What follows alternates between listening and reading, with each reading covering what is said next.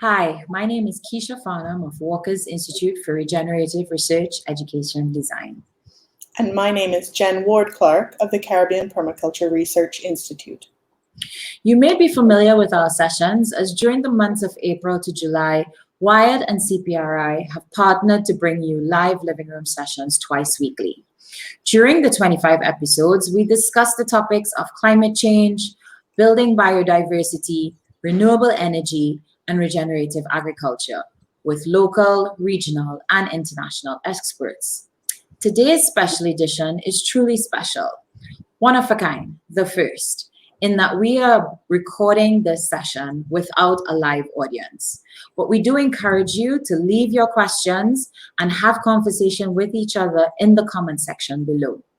This is the fourth of a special set of living room sessions, which we will be hosting to mark special events and days of recognition, which are in alignment with our core focus areas and organizational values and mandates. In our last special edition session, I caught up with Carla Daniel of the Barbados Sea Turtle Project on World Animal Day to talk about education and advocacy and what each and every one of us can do to conserve and protect turtle life. I encourage you to visit our YouTube channel and to check out that lovely and informative discussion. Today, Kiesha and I will be talking about the importance of International Day for Disaster Risk Reduction, which is on October 13th, 2020, today. International Day for Disaster Risk Reduction was designated to promote a global culture for disaster risk reduction. It is an opportunity to acknowledge the progress being made towards reducing disaster risk and the losses in lives, livelihoods, and health in line with the Sendai Framework for Disaster Risk Reduction from 2015 to 2030, adopted at the 3rd UN World Conference on Disaster Risk Reduction in Japan in March of 2015. The focus for 2020 is Target E, substantially increase the number of countries with national and local disaster risk reduction strategies by 2020, which lays the foundation for the implementation of the Sendai Framework and is closely linked with priority for action number 2, which is strengthening disaster risk governance to manage the disaster risk. Jenn, you're exactly right. In keeping with the day's theme, the focus is on the impact that disasters have on people's lives and well-being. This year's theme is about conveying the message that many disasters can be avoided or prevented if there are disaster risk reduction strategies in place that can both manage and reduce existing levels of risk and to avoid the creation of new risk. And this is what amounts to what is called good disaster risk governance. Jenn, I'm so excited to dissect this topic with you and look at the critical governance steps required to effectively mitigate disaster risk and the role that we can all play in building a resilient future for all. Excellent. So I think that a really great place to start, as you previously mentioned, is that this year's focus is on the Target E. So that's number 5 of 7 targets, which is set for at the UN, at the 3rd UN World Conference on Disaster Risk Reduction in Japan. Could you elaborate a little bit more on what are the 7 global targets and why are they important? Well, Jenn, the idea of setting 7 targets was actually for them to be rolled out over a 7-year period. And so the idea was and still is to focus on 1 target per year, aiming to lower the averages for each target during the decade 2020 to 2030 when compared against the period of 2005 to 2015. So target A, which was the first target, was in 2016, and that was to substantially reduce global disaster mortality by 2030, aiming to lower the average per 100,000 global mortality rate. In 2017, Target B was to substantially reduce the number of people affected globally by 2030 and aiming to lower the average global figure again by 100,000 per 100,000. In 2018, Target C, which was the 3rd target, this was to reduce disaster direct disaster economic loss in relation to global gross domestic product, or the GDP, by 2030. And 2019, which was last year, which was target D, was to substantially reduce disaster damage to critical infrastructure and disruption of basic services, among them being, of course, health, educational facilities, and including also developing resilience by 2030 for these critical infrastructure. 2020, which you have already mentioned, is to substantially increase the number of countries with a national and local disaster risk reduction strategy in place.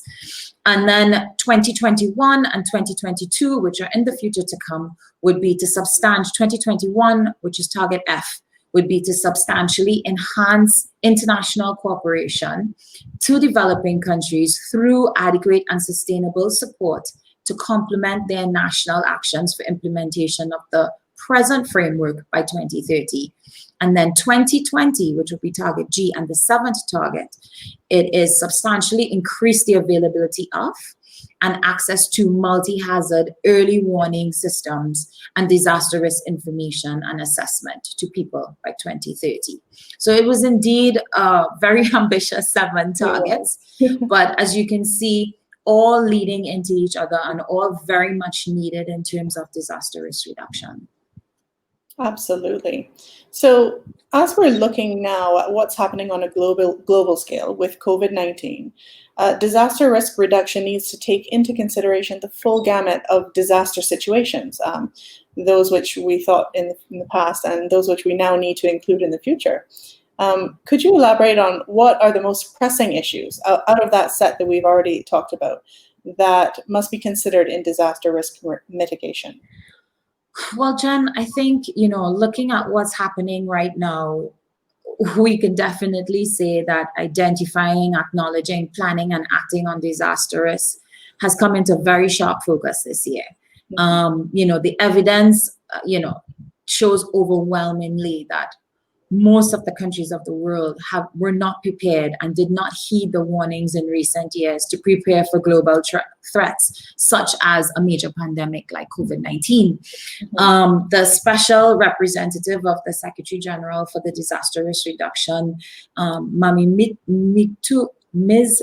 Utori, hope I got that pronunciation correct, has highlighted the fact that only a few of the 86 national strategies for disaster risk reduction developed to date make adequate inclusion for an epidemic or pandemic risk management, including prevention and preparedness measures. And I think that is clear from the news reports, from the death toll around the world, from the economic impact that this has had, and honestly from the fact that the world major, developed countries, the way that they reacted as well has been quite surprising, showing that there really has been a lack of preparedness for this type of disaster. I think a lot of countries probably focus on hurricanes and typhoons and cyclones, etc., natural disaster, but very few people were prepared for this. And the case for disaster risk governance and strategic planning is so acutely demonstrated by what has happened with COVID-19. And of course, this pales in comparison to the climate crisis, right? And dealing with the climate emergency. Throughout our living room sessions, we have touched on climate change and its impact. And the world is on a course for a temperature of 3.2 degrees Celsius. And yet many of the G20 countries, which are responsible for 78% of the greenhouse gas emissions, they have had no impact on continuing on this continuing upward trend. So we definitely see that throwing into the mix, COVID-19, being prepared for a pandemic and epidemic, we also have the problem that we had from before, which was, climate change and the rise in temperature, and of course, the consequences to human and ecosystems being quite dire, and thus reinforcing the need for good disaster risk governance. Absolutely. It all ties into each other. And the climate crisis was there first. It's unfortunate that it's a bit on pause at the moment. Yeah. Guys, if you're just joining us today, or if you're just joining in right now, Kiesha, Farnum, and I are discussing the critical governance steps required to effectively mitigate disaster risk and the role that all of us can play in building a more resilient future for all of us. So Kiesha, today is about risk reduction. One example in the Caribbean context that we know that is that every day the chances of the region being battered by disaster is high on the day's focus on the impact that disasters can have on people's lives and their well-being. Yeah. This year's theme is about conveying the message that many disasters can be avoided or prevented if there are disaster risk reduction strategies in place that can manage and reduce the existing levels of risk, and to avoid the creation of new risk at the same time. What that amounts to is good disaster risk governance.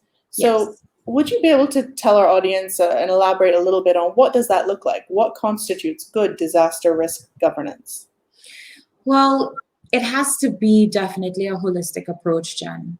And countries that have the policy, the legislation, the institutional architecture, and the associated investment in those things are definitely working towards a greater capacity to manage disaster risk. So countries have to develop, again, policy that works in tandem with the legislative framework, that has an institutional architecture and associated investment vehicles to have in place the goals and priorities and actions of the Sendai Framework.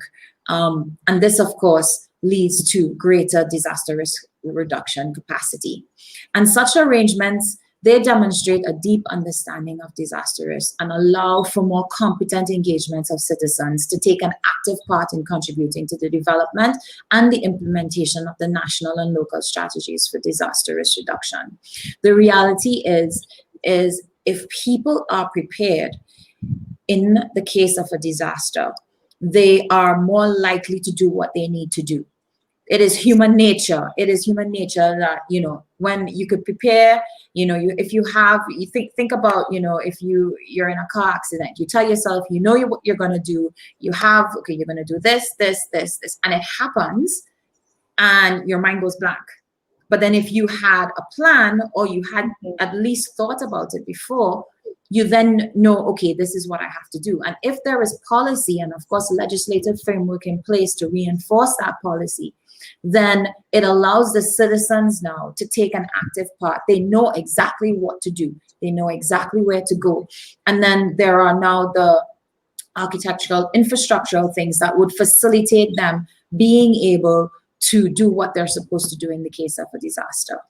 And these strategies, they need to address the full scope of the Sendai Framework, which applies to disaster, not only the natural disasters, but those that are man-made hazards as well, and are related to environmental, technological, and biological hazards and risk. So in the Caribbean, we are, as we mentioned before, we're very familiar with hurricanes. It's almost guaranteed that we're going to get at least one serious hurricane per year in the region. But are we also planning ahead for man-made disasters, right? Are we looking at the environmental, the technological, the biological hazards and risks that are associated? And clear actions in these areas then take into consideration at the country level, it looks at the community level, and it also looks at the individual level. And that way, organizations now can get on board and also improve their disaster risk management strategies. And so that everything is acting collectively. Absolutely. A lot of the times, we create new risk. And we need to make sure that we systematically reduce existing risks. So we're looking at existing risks, but sometimes the behaviors that we exhibit create new risk within a situation. And a very, very simple example of that is, let's say you have a hurricane and there's no potable water and you didn't store water. This is a very, very simplified example, but it basically translates into other things as well. So you go and you drink water that's not potable, whatever's available after the hurricane, it's been contaminated. You get sick. Your family members get sick. The hospital is already in shambles. Where are these sick people going to go? So it's like you're creating new risks by not having put in place something as simple as having potable water stored during a hurricane. And that scenario translates into bigger things, right?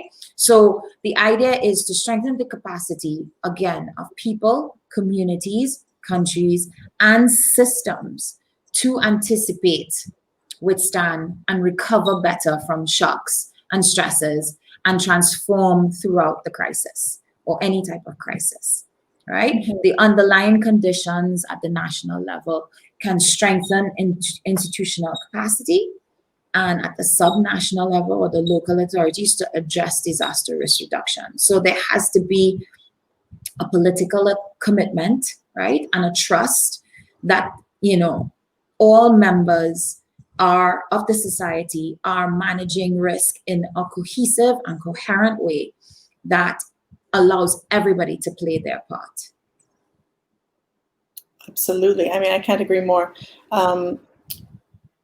All of that, what you've just said too, ties really nicely into what we do at the Caribbean Permaculture Research Institute. So CPRI Barbados is a center for the education and demonstration of good permaculture techniques, and it exists within Walker's Reserve. So WIRRED's Walker's Reserve site, which is a full-scale permaculture demonstration area utilizing permaculture techniques.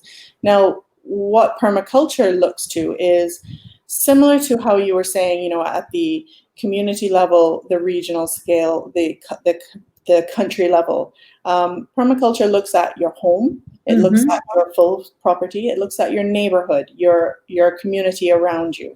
And it's a large portion of doing a permaculture design for any size of property is the disaster risk management. So it looks to how can we use regenerative practices to implement environmental protection for your property, for your neighbors down through the watercourse, etc. How can we utilize renewable energy sources? How can we incorporate water storage and increase our water resources? And how does that affect the whole? So how does it affect how it impacts on our agricultural practices and down the chain or up the train, as they might say, on climate change adaptation? So I agree with you, Jen. Sorry to cut you across, but you're so right. The regenerative approach is definitely the type of approach, when you compare what the regenerative approach is, which is the inclusion of all sectors, a very holistic approach to disaster risk reduction. You look at what needs to happen at the national and local level in terms of strategies. You need to include all the sectors in the policy. So you need to look at land use. You need to look at building codes. You need to look at public health. You need to look at education. You need to look at agriculture, environmental protection, energy, water resource, poverty reduction, and climate change adaptation, which is the full gamut of things that you need to look at. Interestingly enough, which is what permaculture does. It really does look at, the regenerative movement looks at a little bit of everything. A little bit of everything, yes. Yeah, absolutely.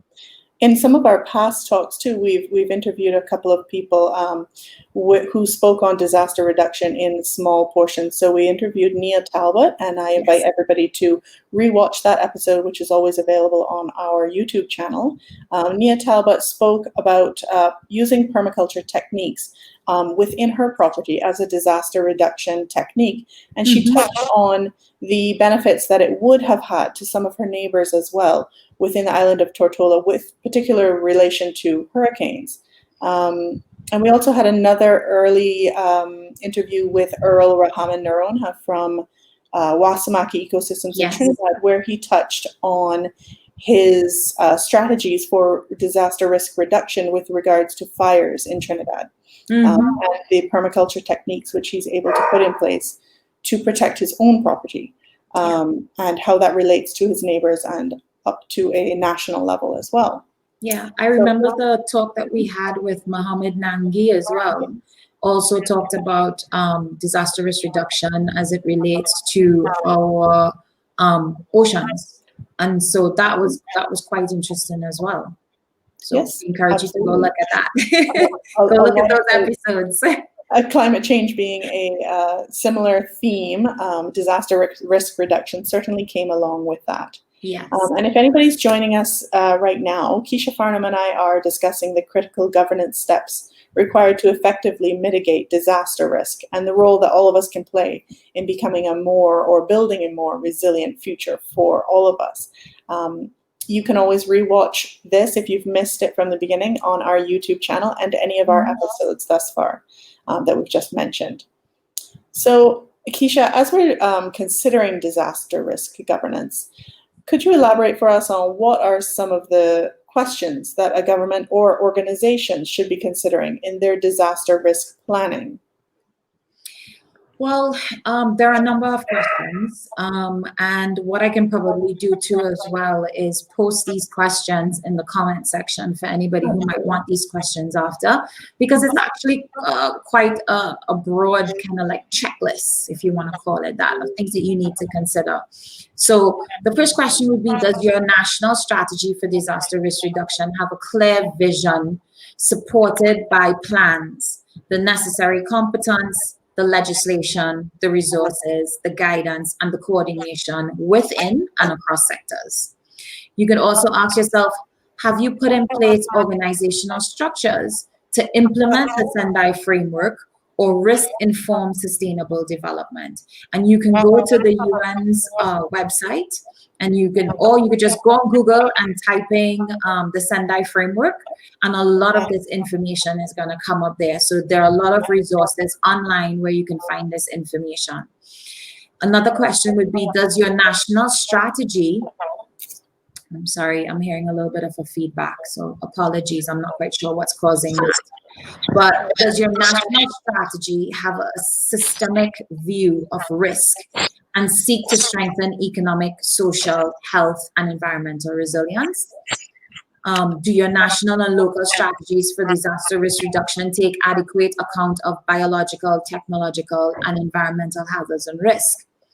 Have you been able to establish and strengthen government coordination forums composed of relevant stakeholders at the national and local levels, such as national and local platforms for disaster risk reduction and a designated national focal point for implementing the Sendai Framework for disaster risk reduction 2015 to 2030?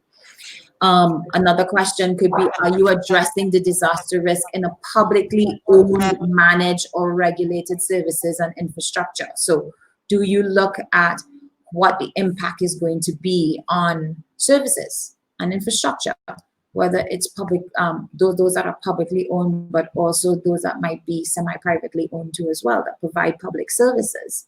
Do you include financial incentives, public awareness raising, and training initiatives? And the last would be, do you report regularly on activities and make use of the Sendai Framework monitoring the framework? So those are, I know it's, as I said, it's a mouthful, but encourage persons to go onto the UN site, type in Sendai Framework for disaster risk reduction, and there are tons of resources on that site that you can use. And I will post these questions in the comment section on our YouTube channel for individuals who might be looking to take some notes. Yes? Absolutely. It's a really great checklist. It's a good strategy for anybody to go through, no matter what size organization they belong to. Mm-hmm. So Kiesha, this has been a really great discussion that we've had. We've covered a lot, but to just wrap up and bring everything back home for our viewers, what would you say are the key points to take away from what we've discussed today?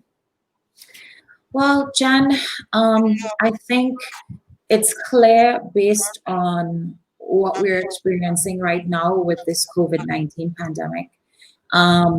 And of course, all the other different disasters that are as a result of climate change, that if the appropriate institutions, policies, and collaborative frameworks do not exist, the best plans and strategies will fail. So there needs to be a multidimensional approach. There needs to be a systemic nature that needs to take into consideration the systemic nature of risk. It needs to look at people and ecosystems. And it's not only about protecting individuals or protecting ecosystems or protecting infrastructure, but it's also how do we make it more resilient? So assessment is imperative, right? We can't just look at how we react. We have to stop being reactionary. And we can't just look at how we react to disaster. We have to look at, okay, we know that this is coming. We know that this is some of the threats that we can experience. How can we be more prepared? How can we be more resilient? What can we put in place? And a large part of that, of course, is also empowering and resourcing local authorities, which is a key factor in disaster risk reduction. So at the large government level, you have the policy, the legislation, etc. But you need to have that multi-stakeholder coordination, right? And that multi-stakeholder coordination allows for proper planning. It allows for oversight of implementation. And of course, it allows for the strengthening of institutions with the responsibility for disaster risk reduction. One of the things, again, I think is a key takeaway that we've put the point on is the inclusion of biological hazards and associated risk within the Sendai Framework, and making sure that there is a push for including the potential for outbreaks, right? The potential for outbreaks, and letting us know that, we have to include this type of risk assessment, resiliency planning within the framework for disaster risk reduction. It's just a given. And I mean, based on all of the reports to date, COVID-19 is one, but who's to say that there will not be others going forward? Some initiated by climate change, who knows, right? So it's definitely, now that we've been put in this place, in this position with COVID-19, it is now, the onus is now, on governments and institutions and organizations to make sure that they put disaster risk reduction plans or strategies in place for biological hazards. And then, of course, looking at how we deal with climate change and the climate emergency, this is also imperative. And so that disaster risk reduction should be explicitly in national development plans and in climate adaptation plans and budgets. All parts of government within and across sectors are then able to, of course, program this risk reduction actions and channel investments into risk reduction actions as well. And finally, I would say the adoption and the enforcement of hazard-resistant building codes and standards, planning and environmental regulations, and the overall strengthening of risk governance through legislation, institutions, and systems that will protect people and, of course, reduce risk to vulnerable infrastructure. That was certainly a list. There's a list. There's more. There's more. I think that's the last one that I kind of hinted to before, but didn't quite get in, was, of course, economic loss. So looking at how we look at how economic aspect of economic loss or the economic or long-term economic impact of disaster can be mitigated, and looking at, okay, if this were to happen again, what could we put in place to ensure that economic loss is as reduced as possible or as short-lived as possible. Yeah. more than a list. But absolutely, one of the most necessary things that organizations, governments, everybody really should put in place, right from the household level all the way up. It's been really incredible to hear all of these things from you, especially with regards to our current situation.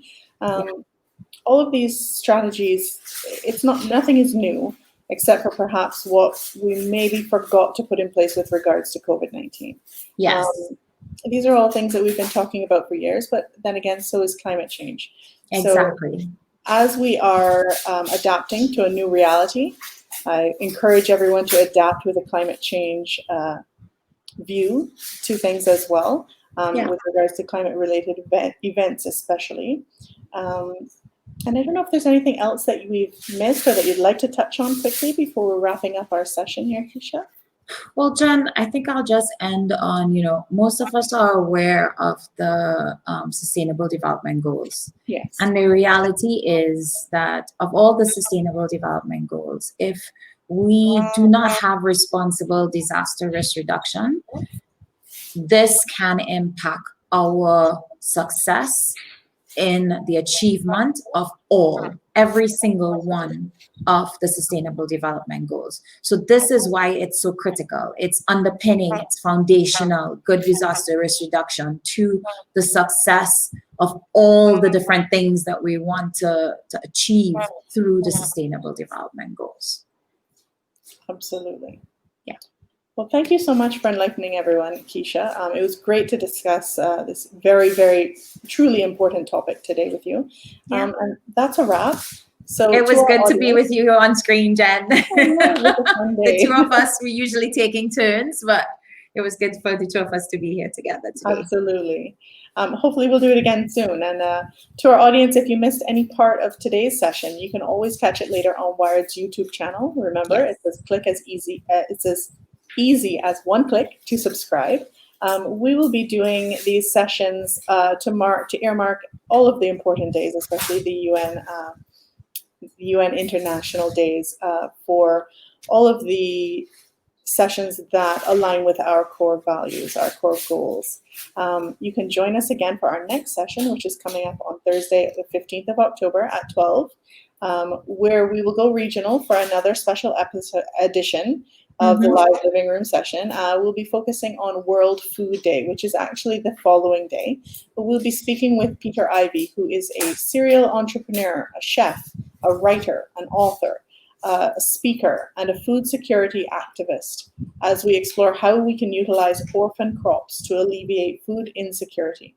So thanks so much again, Kiesha. Yeah, excited to have that episode. All right, then, Jenn. Thank you. Bye. Bye.